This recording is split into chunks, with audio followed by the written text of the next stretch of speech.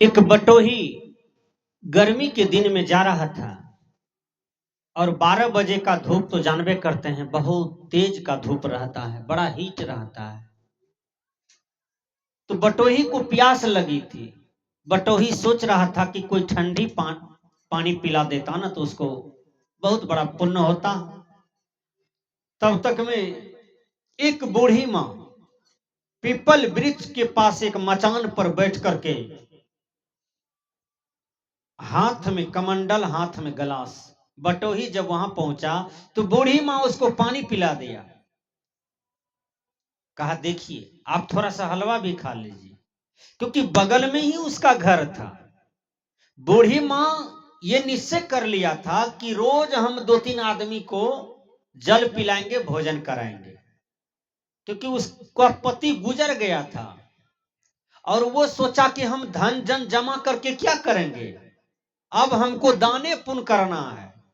देखिए चौथापन में जब मनुष्य चले जाए ना बुढ़ापा में, तो उसको केवल दान पुण्य सत्संग भक्ति ही करना चाहिए।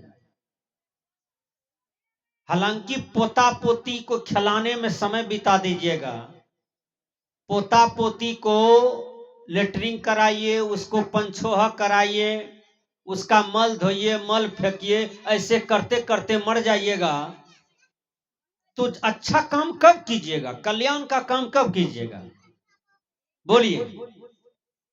और जब आप कल्याण नहीं कर पाए तो फिर आपका मरने के बाद क्या दुर्दशा होगा।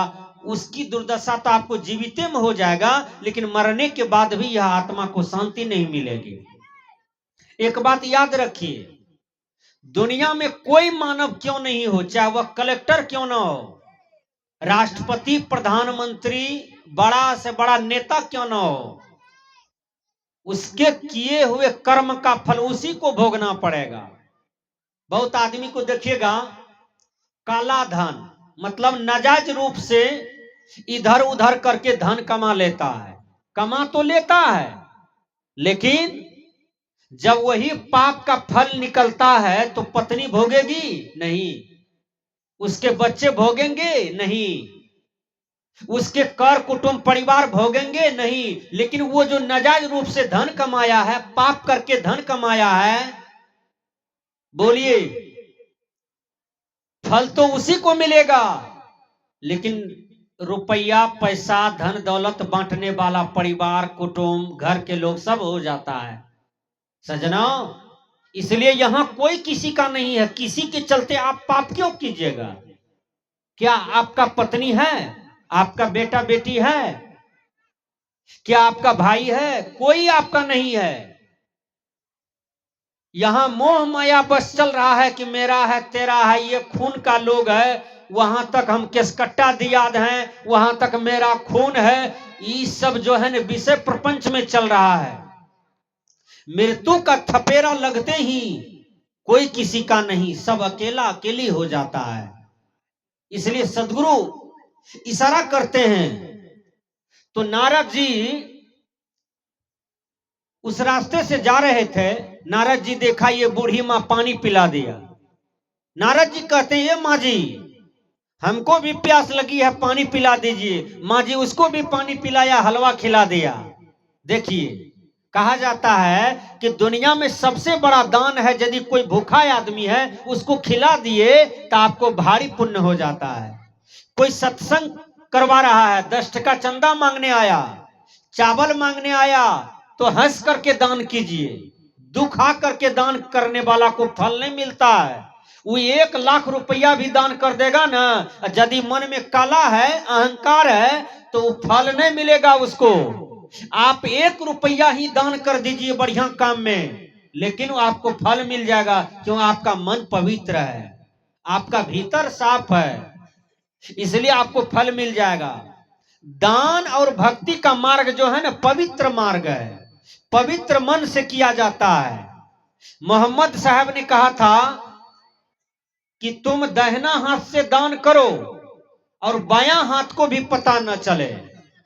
आप देखिएगा हमारे बिहार में कहीं सत्संग भवन है, कहीं कबीर आश्रम है, तो उसमें कोई पंखा दिया, कोई दीवार जुड़वा दिया, कोई मिस्त्री का खर्चा दिया, कोई घंटा टंगवा दिया, कोई मूर्ति दे दिया, कोई कुछ दान कर दिया, तो अपना अपना नाम लिख देते हैं। अरे नाम लिखाने वालों, नाम मत लिखाओ, काम करो। संसार में काम अमर है।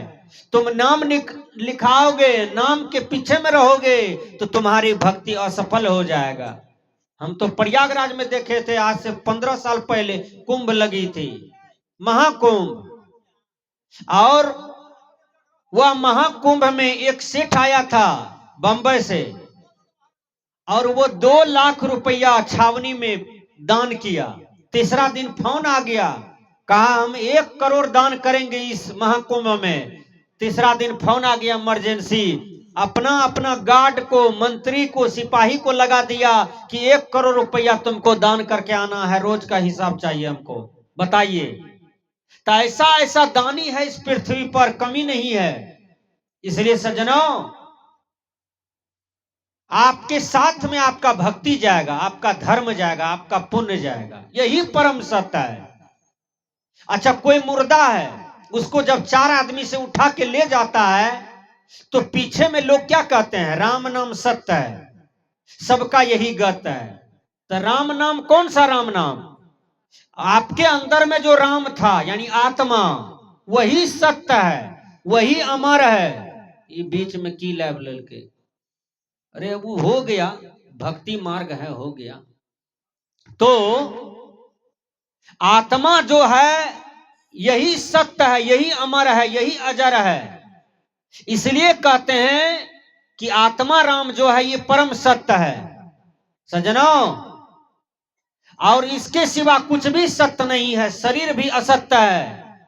बताइए, शरीर भी असत्य है। शरीर संबंधी जितने भी प्राणी पदार्थ हैं सभी असत्य हैं। इसलिए मैं भजन के द्वारा इसका भजन के द्वारा मैं इस विषय का पुष्टि करता हूं।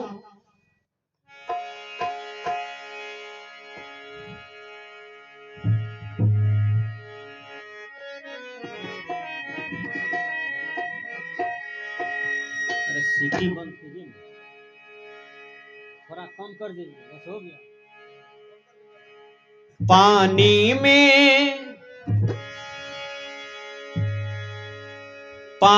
में मीन पियासी रे मोहे, सुनी सुनी आवत हासी। पानी में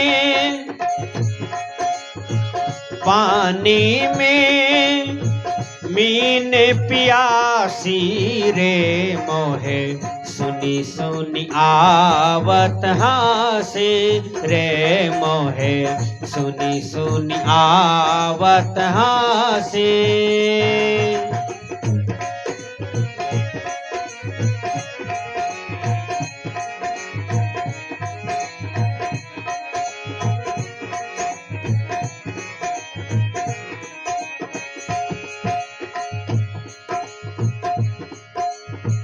ज्ञान की पानी बह रहा है स्वर्गीय रामू साहब के दरवाजे पर। जो भाग्यशाली मानव है, देखियो पंडाल में बैठ करके ज्ञान का पानी पी रहे हैं, सदगुरु की अमृत वाणी का पानी पी रहे हैं। लेकिन जो अभागे हैं, जो सत्संग का विरोधी है, संत महात्मा का विरोधी है, वह पापी कहता होगा बाबा जी सबका आज दही चूरा बहुत बम्फर है। सज्जनों, आत्म ज्ञान बिना नर भटके, कोई मथुरा कोई काशी।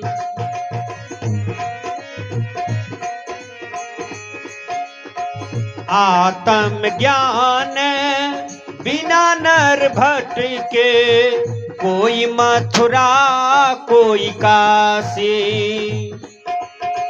जैसे मृगा नाभि कस्तूरी, जैसे मृगा नाभि कस्तूरी, बन बन फिरत उदासी रे मोहे सुनी सुनी आवत हंसी रे मोहे सुनी सुनी आवत हंसी पानी में मीन पियासी रे मोहे सुनी सुनी आवत हंसी रे मोहे सुनी सुनी आवत हंसी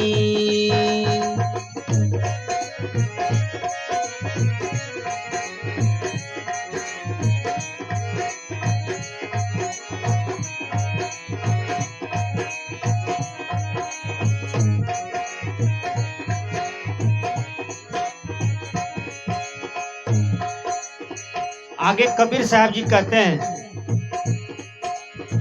जल बीच कमल कमल बीच कलियां तापर भवर निवासी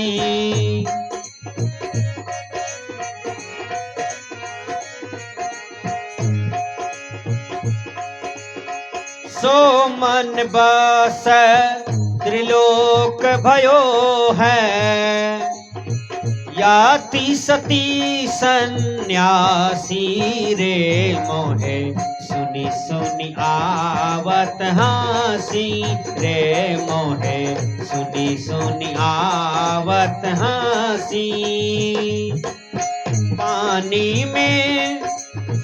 पानी में मीन पियासी रे मोहे सुनी सुनी आवत हंसी रे मोहे सुनी सुनी आवत हंसी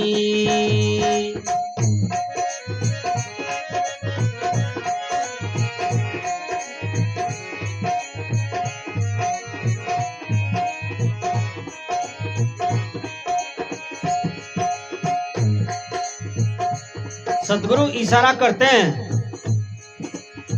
जाको ध्यान धर विधि हरिहर मुनि जन सहस 88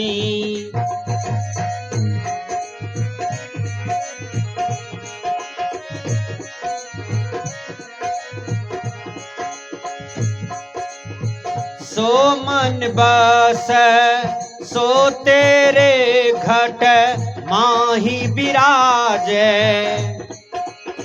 याति सती सन्यासी रे मोहे सुनी सुनी आवत हंसी रे मोहे सुनी सुनी आवत हंसी पानी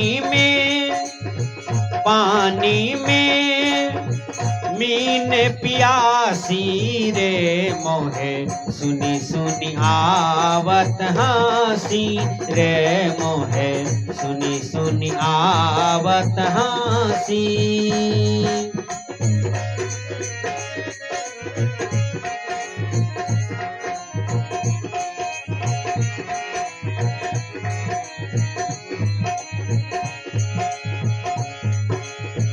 अंतिम कड़ी है विषय की स्पष्ट हो जाता है हाजिर ते ही दूर दिखावे दूर की बात निरासी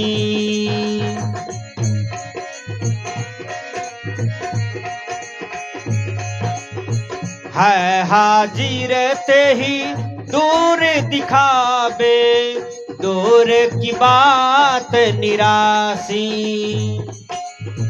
काहे कबीर सुनो भाई साधो गुरु बिना भर मन जासी रे मोहे सुनी सुनी आवत हंसी रे मोहे सुनी सुनी आवत हंसी पानी में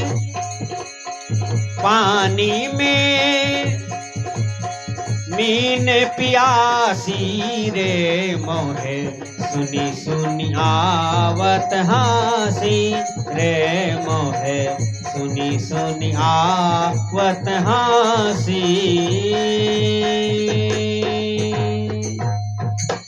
बोलिए सद्गुरुदेव की।